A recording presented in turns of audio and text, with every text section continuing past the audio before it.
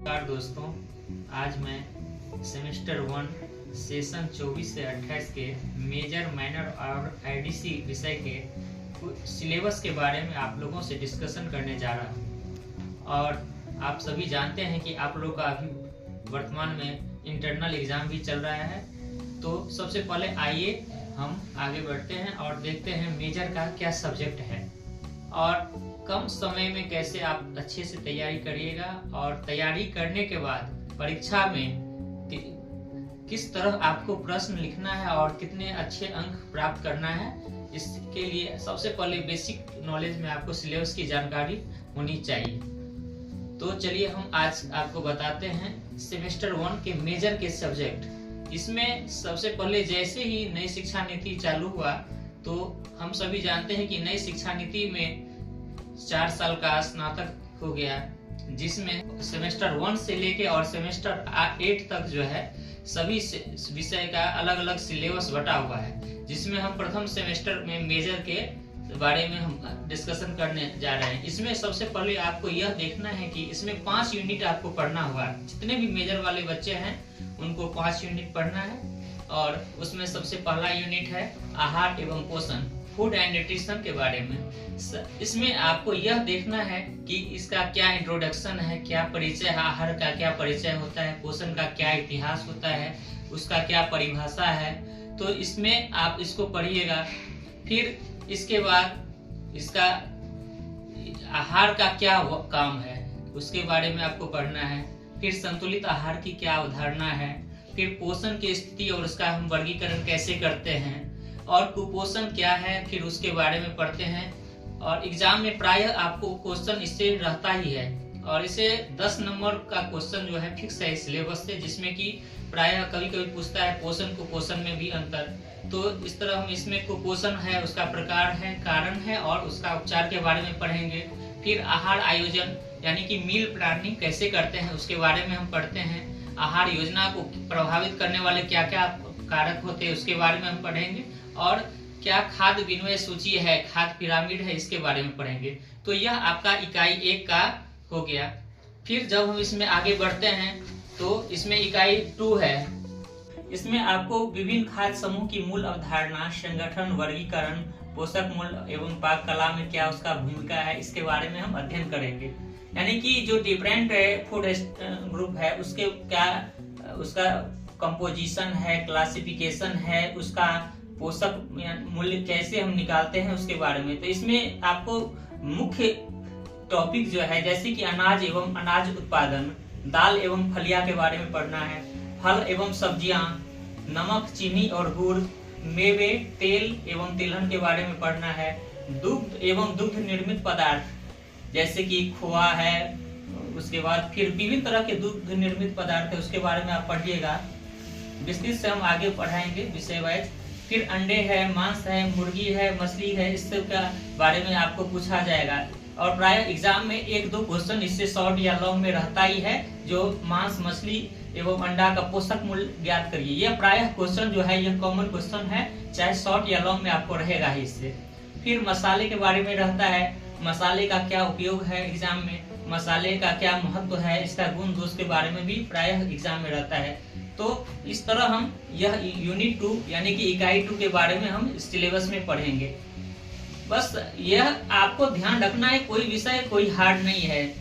और प्रायः इसमें यह देखा गया है, जो बच्चे कहते हैं जो हमने यह विषय रख लिया है कैसे हम इसको अध्ययन करेंगे, तो आप हमारे वीडियो के साथ और हमारे साथ जुड़े रहिएगा तो निश्चित तौर पे आपको हमेशा हम हर विषय को इतने सरल भाषा में पढ़ाएंगे ताकि आपको यह नहीं अनुभव होगा जो आप होम साइंस पढ़ रहे हैं। और इतना ही नहीं, परीक्षा के दृष्टिकोण से किस तरह का एग्जाम में प्रश्न पूछा जाए उसके बारे में भी मैं आपको बताऊंगा। तो चलिए फिर हम यह यूनिट 2 के बारे में हम देख लिए सिलेबस का। अब हम चलते हैं यूनिट 3 जिसमें कि स्थूल पोषक तत्व हम उसको हिंदी में कहते हैं और इंग्लिश में यदि कहिएगा तो मैक्रोन्यूट्रिएंट्स है। यह टॉपिक बहुत ही इम्पोर्टेंट है। एग्जाम में प्राय 15 से 20 नंबर का क्वेश्चन इससे रहता है। और यह मैक्रोन्यूट्रिएंट्स में आपको पढ़ना पड़ेगा कार्बोहाइड्रेट, प्रोटीन, लिपिड यानी कि वसा जिसको हम कहते हैं, और जल के बारे में। तो यह आपका कार्बोहाइड्रेट क्या है उसका परिभाषा है, वर्गीकरण है, स्रोत है, कार्य है, कमी है एवं उसकी अधिकता से क्या होता है और कमी से क्या होता है। उसका यदि कमी हो जाएगा तो उसका क्या क्या लक्षण होता है और उसका हम कैसे निदान करेंगे, तो इसके बारे में हम अध्ययन करते हैं। फिर इसी तरह हम मुख्य इसमें 4 टॉपिक लिए हैं, कार्बोहाइड्रेट, प्रोटीन, लिपिड और जल, जिसमें कि प्राय आपको 20 से 25 नंबर का प्रश्न का उत्तर जो है आपको देना है। और अच्छा, यदि इसमें 4 क्वेश्चन यदि आप अच्छे से पढ़ लेते हैं तो निश्चित तौर पर कोई भी एग्जाम में, चाहे मेजर हो चाहे माइनर हो, दोनों में 100% की संभावना है, गारंटी है, जो आपको इससे प्रश्न रहेगा ही रहेगा। तो उसमें जैसे कार्बोहाइड्रेट का क्या वर्गीकरण है, कभी कभी क्वेश्चन पूछ देता है कार्बोहाइड्रेट क्या की से आप क्या समझते हैं, इसका वर्गीकरण करिए।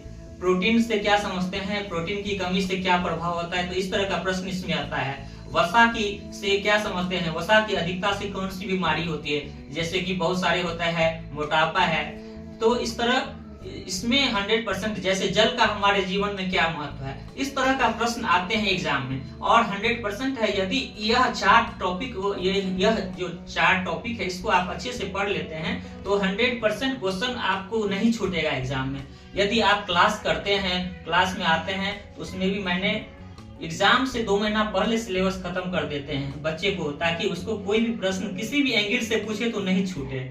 फिर भी विशेष व्यवस्था मैंने बच्चों के लिए भी किया है, जो 7 से 9 रात्रि में भी हम जो है बच्चे को, जिसका जो मेजर हो, माइनर हो, आईडीसी हो, जिसका जो प्रॉब्लम होता है तो उसको हम सॉल्व करते हैं। फिर चलिए हम आगे बढ़ते हैं। तो इसी में जैसे हम बृहद पोषक तत्व पढ़े, तो यूनिट 3 में जो है इसी तरह हम सूक्ष्म पोषक तत्व पढ़ते हैं, जिसको हम माइक्रो न्यूट्रिएंट्स कहते हैं। तो सूक्ष्म पोषक तत्व सभी जानते हैं, जो दोनों का हमारे लाइफ में क्या इम्पोर्टेंस है। तो इसमें आपको पढ़ना क्या है, तो इसमें जैसे कैल्शियम है, फास्फोरस है, मैग्नीशियम है, सोडियम है, पोटेशियम, इस तरह हम 15 एलिमेंट्स को पढ़ाएंगे, यानी 15 तत्व को पढ़ाएंगे, जो कि आपके शरीर के दृष्टिकोण से बहुत ही जरूरी है, लेकिन आपको बॉडी के लिए चाहिए, लेकिन बहुत ही अल्प मात्रा में चाहिए। तो इसमें जैसे इसका प्रश्न एग्जाम में जो प्रश्न पूछता है, मैक्रोन्यूट्रिएंट्स और माइक्रोन्यूट्रिएंट्स में से 100% 20 से 30 नंबर का प्रश्न रहता ही है। कभी आपको पूछ देगा कैल्शियम से आप क्या समझते हैं, कैल्शियम की अधिकता से क्या होता है। कभी आपको पूछ देता है मैग्नीशियम से क्या समझते हैं। कभी पूछ देगा रक्त अल्पता, जिसको हम एनीमिया कहते हैं, एनीमिया से आप क्या समझते हैं, उसकी कमी से क्या होता है, आयोडीन की कमी से क्या होता है। तो इस तरह की प्रश्न इससे पूछा जाता है एग्जाम में। और 100% यदि आप ज्यादा नहीं, यूनिट 2 यूनिट 3 को अच्छे से पढ़ लीजिएगा तो 100% हम कहते हैं जो फर्स्ट क्लास के मार्क्स आपको आ जा सकता है। फिर इसी में हम पढ़ते हैं विटामिन के बारे में। तो विटामिन क्या है, उसका क्या क्लासिफिकेशन है। जल में घुलनशील, परीक्षा में प्रश्न रहता है, जल में घुलनशील और वसा में घुलनशील विटामिन के बारे में लिखने के लिए रहता है। कभी कभी पूछ देगा विटामिन सी से आप क्या समझते हैं। प्राय ऑब्जेक्टिव आपको 100% जो है यह 3-4 यूनिट जो है, इसमें यूनिट 2 और 3 से 100% क्वेश्चन आपको मिल ही जाता है।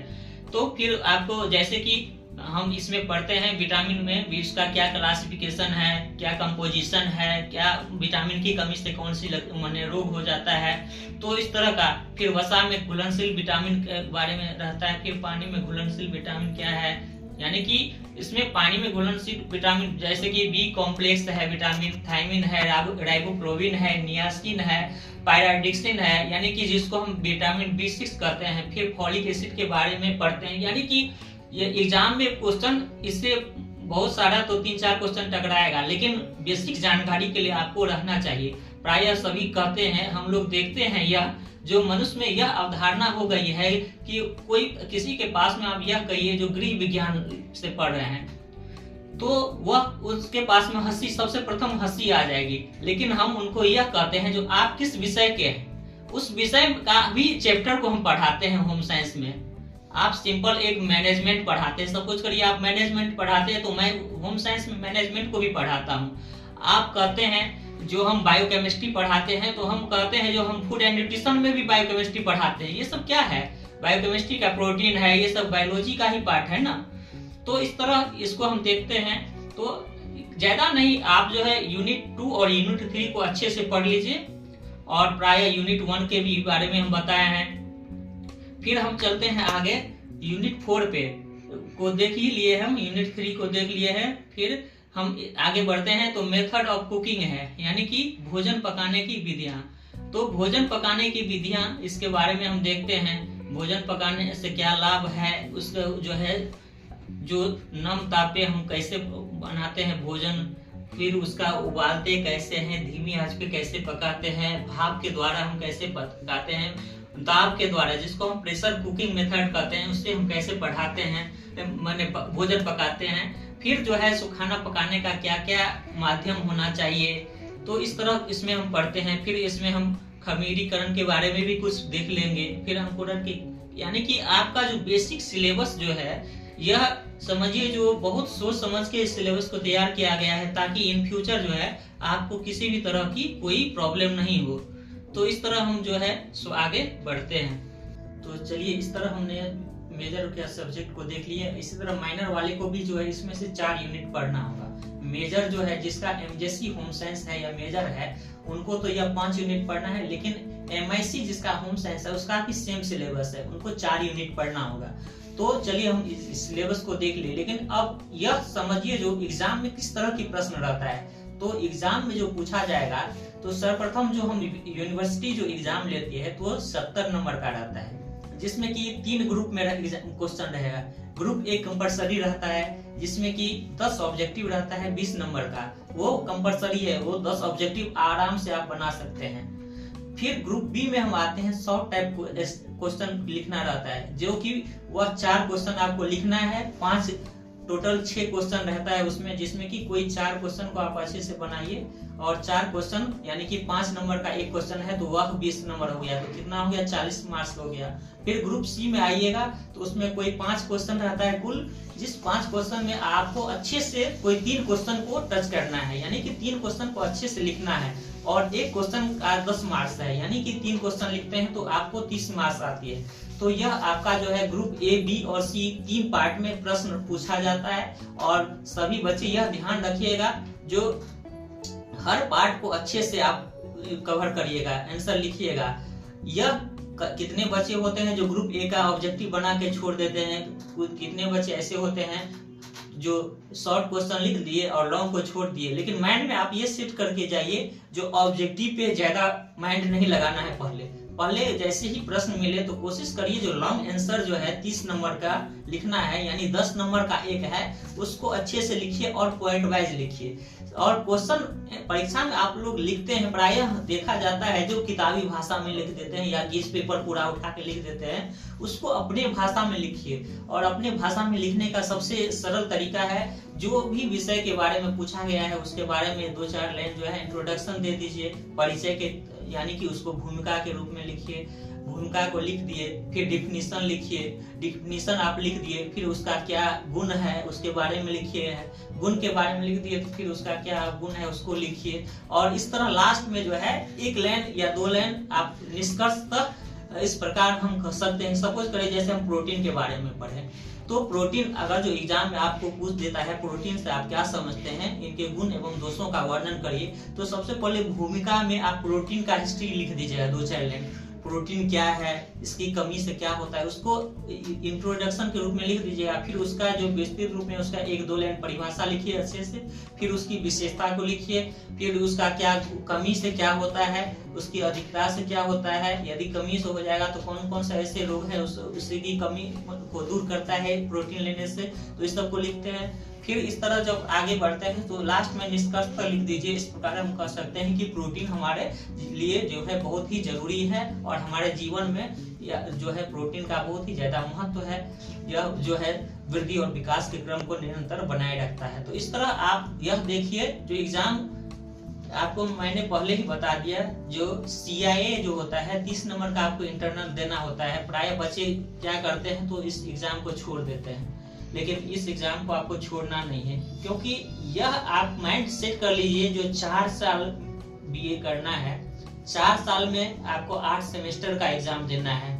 और पहले का जमाने में क्या होते थे, इससे पहले जो 3 साल का ग्रेजुएशन था, कोई भी बच्चे किसी कारणवश जो है बीच में पढ़ाई छोड़ देते थे 2 साल करके या 1 साल ही करके, तो उनको किसी भी तरह की डिग्री नहीं दी जाती थी। लेकिन अब हमारे जो नई शिक्षा नीति में जो है 4 साल का जो ग्रेजुएशन किया गया है, इसमें आपको सबसे ज्यादा बेनिफिट यह है, यदि आप 1 साल भी कर लेते हैं तो सर्टिफिकेट कोर्स मिल ही जाएगा। यदि 2 साल का करते हैं तो डिप्लोमा करके ऐसे सर्टिफिकेट है उस तरह मिलेगा। यदि 3 साल का कर लेते हैं तो ग्रेजुएशन की डिग्री मिलेगी, और 4 साल करते हैं तो रिसर्च विथ रिसर्च डिग्री मिलती है। तो यह माइंड में सेट कर लीजिए, जो आप एग्जाम में जाइएगा परीक्षा को, प्रायः यह आप लोग जो है जब महाविद्यालय जाते हैं और बहुत सारे ऐसे बच्चे होते हैं जो नामांकन करवा लिए लेकिन उनको विषय की जानकारी नहीं है, सिलेबस की जानकारी नहीं है, तो बेसिक जानकारी रखिए, क्या क्या पढ़ना है, कम समय में कितना पढ़ना है और कितने अच्छे से पढ़ना है, ताकि जो है एग्जाम में किसी भी तरह का प्रश्न आपको नहीं छूटे।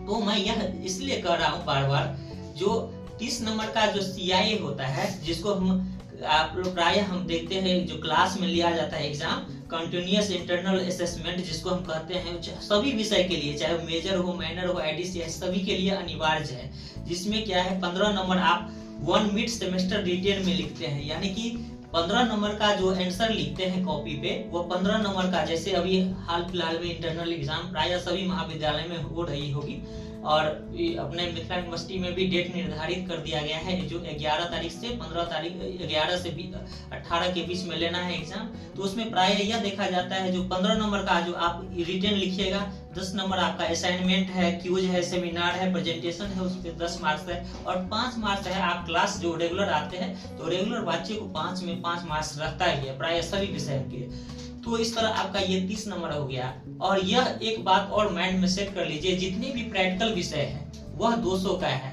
ये कैसे, उसका कैसे कहिएगा जो 200 कैसे है, तो 30 नंबर का आप इंटरनल अभी दे रहे हैं, फिर इसका 30 नंबर का प्रैक्टिकल दीजिएगा तो 60 नंबर हो गया, फिर 70 नंबर फॉर्म भरने के बाद यूनिवर्सिटी एग्जाम दीजिएगा तो कितना हुआ, 7 6 13 130 मार्क्स हुआ। और फिर एग्जाम कितने बच्चे होते हैं, इस बार हम कुछ 23 से 27 सेशन की बात कर रहे हैं। जो 23 से 27 सेशन में क्या हुआ, तो बहुत सारे बच्चे जो है इंटरनल का थ्योरी भी दे दिए, प्रैक्टिकल भी दे दिए, और वो फॉर्म भर के यूनिवर्सिटी एग्जाम भी दे दिए, परंतु उसको यह ज्ञात नहीं था जो उस विश्वविद्यालय एग्जाम के बाद भी हमको 70 नंबर का प्रैक्टिकल एग्जाम कॉलेज में जाके देना है, जिसके कारण सभी विषय में प्रायः 100 150 50 10 20 ऐसे करके प्रायः बच्चे अब्सेंट हो गए। यानी कि अब्सेंट का मतलब क्या, जब आप थ्योरी दिए और प्रैक्टिकल विषय है, प्रैक्टिकल नहीं दिए तो स्वाभाविक है जो आप अब्सेंट हो ही जाइएगा।